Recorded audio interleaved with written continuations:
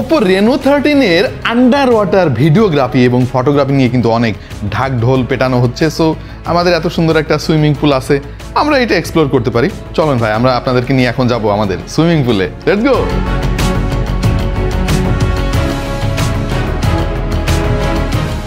ওরে বাবা রে, অনেক ঠান্ডা ভাই। দেখেন আপনাদের জন্য কত কষ্ট করি আমরা। ভাই পানির ভেতরে কোনোদিন আমি মোবাইল ফিকে মারি না, আজকে একটু মারতে চাই, দেখি কেমন লাগে।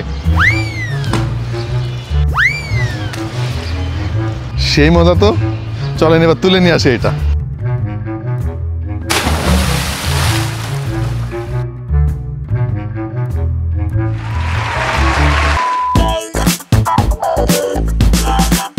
This is fun.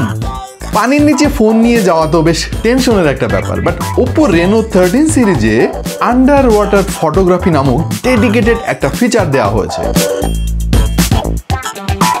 মার্কেটের অনেক ফোনে ওয়াটারপ্রুফ সাপোর্ট থাকলেও আন্ডার ওয়াটার ফটোগ্রাফির জন্য কিন্তু তেমন কোনো ফিচার নেই। যারা স্রেফ মজা করার জন্য পানির নিচে ফটোগ্রাফি করতে চান, তাদের জন্য এই ফিচারটা বেশ কাজে আসবে।